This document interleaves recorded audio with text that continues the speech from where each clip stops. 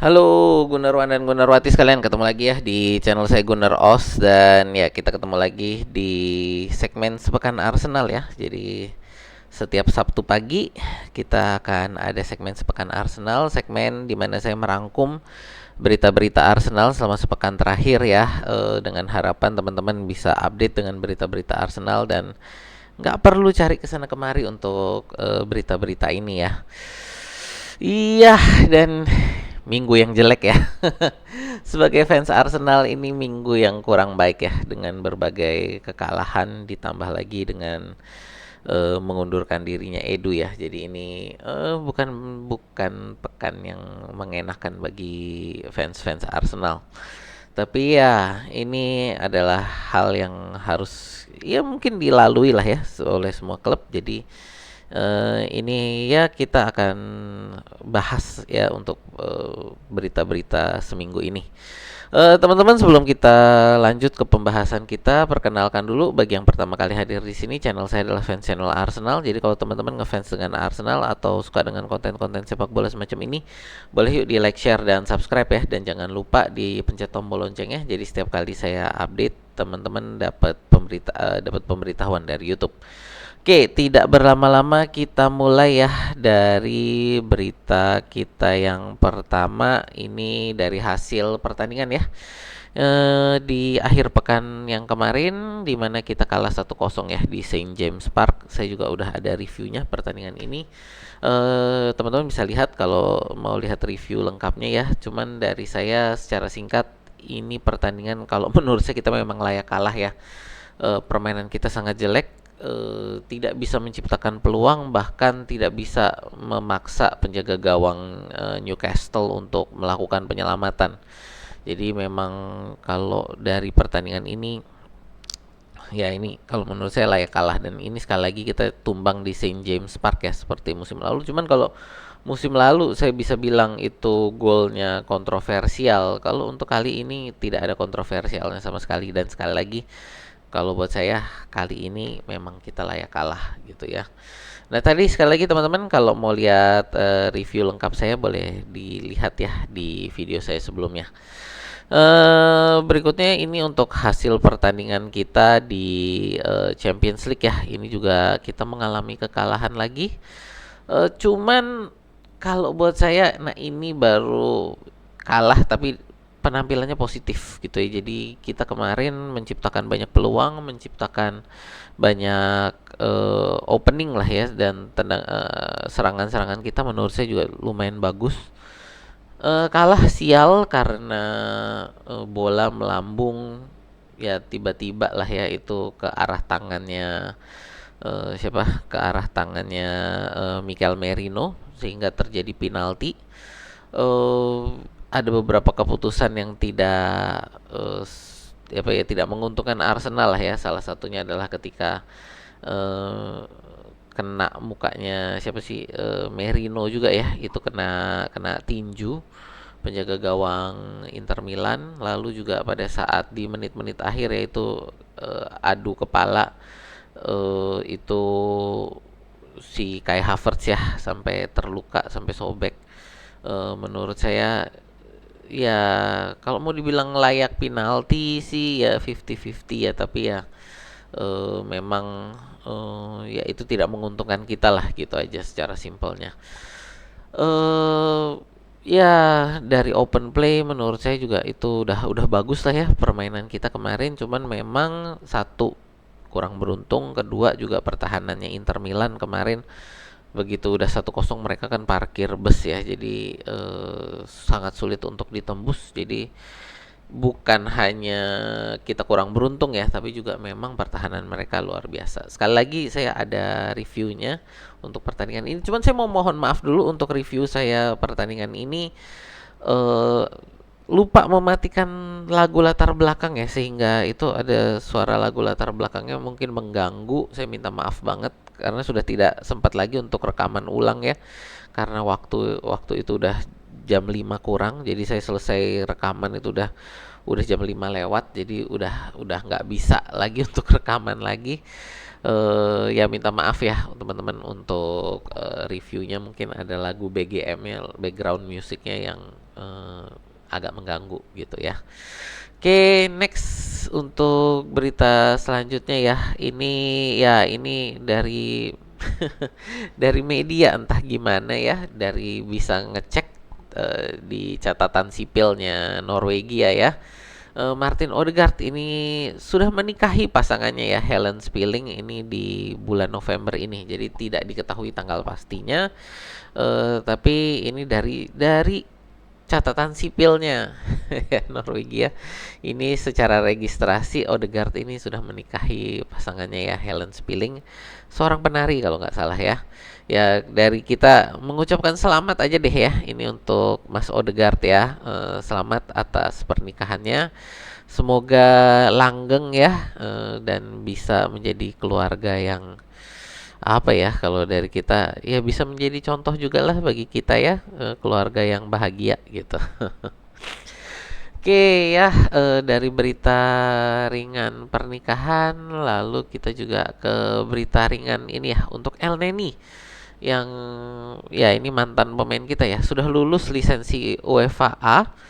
Jadi dengan lulusnya El Neni dengan lisensi ini artinya dia sudah bisa menjadi pelatih profesional ya di Eropa. Jadi sebagai pelatih profesional dia bisa bisa datang ke klub manapun untuk menjadi pelatih gitu ya. Dan ini juga menurut saya sesuai dengan cita-citanya El Neni ya, punya klub sepak bola sendiri.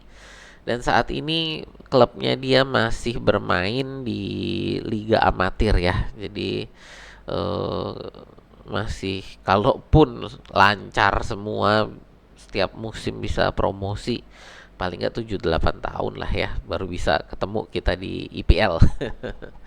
Tapi ya ini menurut saya berita yang sangat baik. Semoga El Neni juga kedepannya sukses selalu ya untuk perjalanan karirnya. Apakah nanti akan menjadi pelatih juga di Arsenal? Kita lihat ya ke depannya. Yang pasti selamat atas kelulusan lisensinya dan semoga sukses selalu ya untuk karirnya di masa depan. Oke, next ya ini kita masuk ke berita cedera ya. Ini Declan Rice ini mengalami retak tulang jari kaki ya. Ini baru ketahuan gitu. Jadi ini nggak tahu lah ini dari pertandingan Newcastle kemarin kayaknya ya. Dan ini Declan Rice sendiri diberitakan masih ingin ya bermain bagi Arsenal dan timnas Inggris walaupun ada retak tulang jari kaki ini gitu. Dan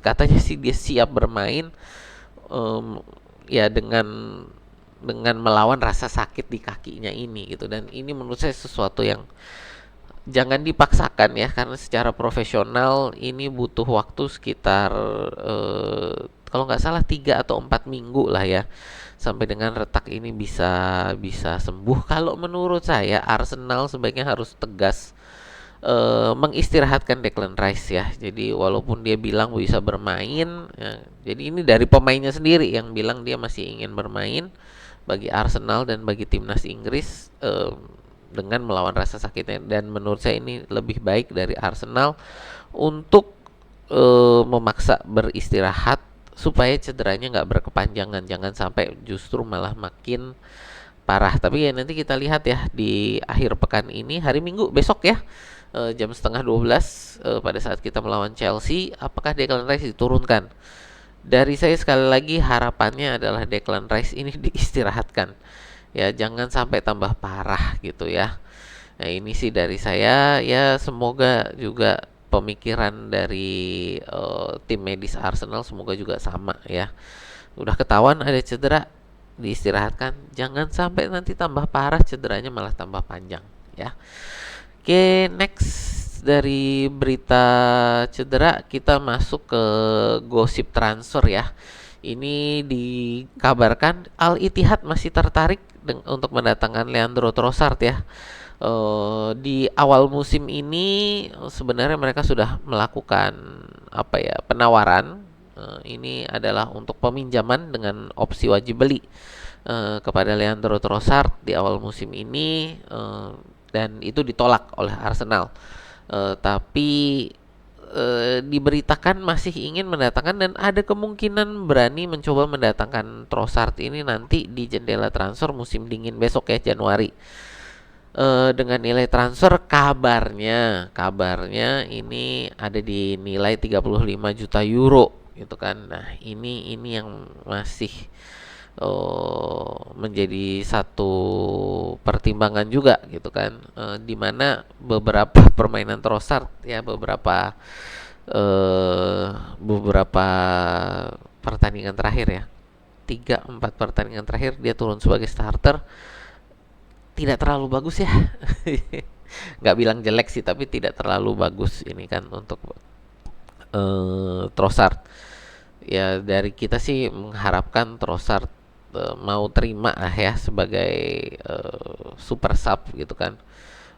Dan ya kalau kita lihat sebagai super sub sendiri, kalau dia mau terima sebagai super sub kan ini juga bisa menjadi pemain legenda ya.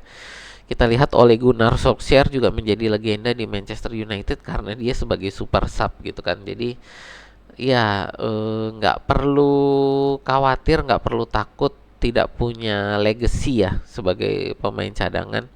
Selama memang bisa menjadi pemain cadangan yang luar biasa setiap kali masuk dari bangku cadangan, jadi pemain yang memberikan dampak, itu menurut saya juga sesuatu yang bagus gitu kan, daripada justru turun dari jadi starter tapi tidak bisa memberikan impact apapun gitu kan.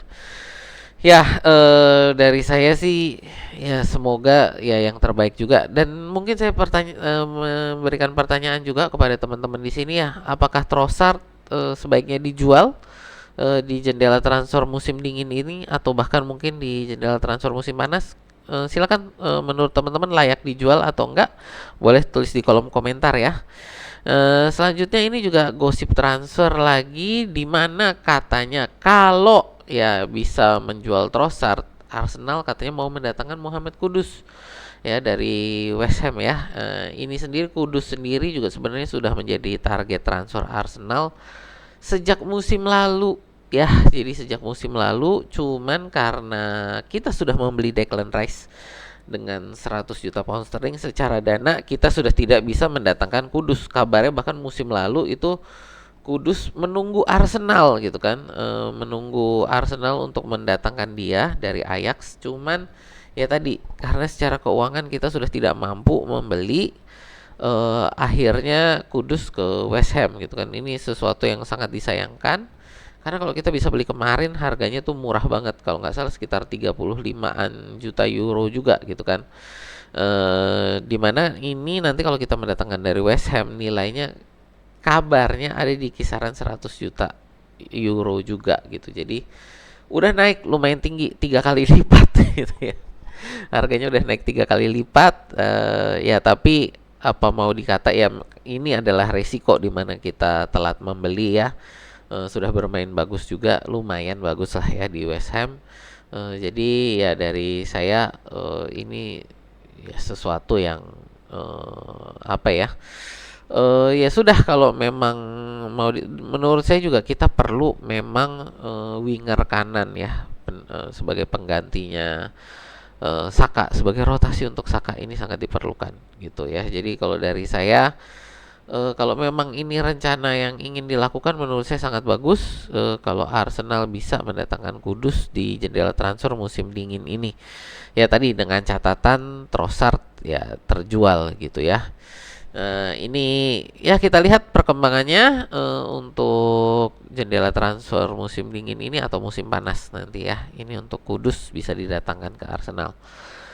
Oke, next. Ya, ini berita yang seminggu ini ya sangat menghebohkan bagi Arsenal, juga bagi fans Arsenal. Ya, ini Edu Gaspar mengundurkan diri sebagai direktur olahraga Arsenal ya. Saya sudah ada beberapa pembahasan, sudah ada 2 video pembahasan tentang Edu ya. Yang pertama itu adalah ketika masih breaking news. Yang kedua itu gosip, bagaimana bukan gosip lah ya, lebih tepatnya perkiraan bahwa Edu ini mengundurkan diri karena pengen menjadi CEO-nya Arsenal ya, posisi CEO ini posisi yang ditinggalkan oleh Vinay Venkatesham ya, eh, awal tahun 2024 ini ya. Jadi Vinay Venkatesham itu sudah mengundurkan diri dari 2023, cuman kan baru full mengundurkan diri itu lepas jabatan itu di 2024 ya, awal tahun ini. Dan ya kabarnya Edu ini yang ingin mengisi posisi itu, cuman sayangnya nggak dapet dia ya. Yang naik pangkat ini justru siapa, Richard Garlick ya. Dan kabarnya ini ada sakit hati lah dari Edu tidak dipilih sebagai CEO gitu ya. Dan ya ini ditambah juga dengan adanya penawaran dari Evangelos Marinakis ya, pemilik Nottingham Forest. Dia juga punya klub, multi klub lah ya, punya grup klub sepak bola ini ya, Nottingham Forest, Olympiakos dan Rio Ave, di mana Edu akan menjadi CEO bagi ketiga klub ini ya. Jadi ada penawaran seperti itu juga, yang kabarnya ini yang membuat Edu semakin kuat ya untuk memutuskan untuk mengundurkan diri. Dan ya nantinya setelah selesai, kalau di Inggris itu ada namanya gardening period ya. Gardening leave gitu. Nanti akan pindah ke sana gitu ya, ke grupnya Evangelos Marinakis. Ini juga masih yang berita yang masih berkembang. Saya juga nanti akan ada video lagi ya ini untuk Edu ini, bagaimana nanti perkembangan beritanya ya. Ini ikutin terus aja ya di channel saya. Saya akan terus mengabarkan perkembangan berita Edu ini gitu ya. Nah ini ya satu lagi juga, ini adalah perkembangan dari masalah berita Edu ini ya. Jadi ini Jason Eito akan menjadi direktur olahraga interim bagi Arsenal, di mana tadi yang saya bilang selama Edu ini menjalani gardening leave. Gardening leave ini adalah masa di mana seorang karyawan ya, ini jadi bukan hanya di sepak bola tapi di dunia korporat Inggris ya, ada namanya gardening leave.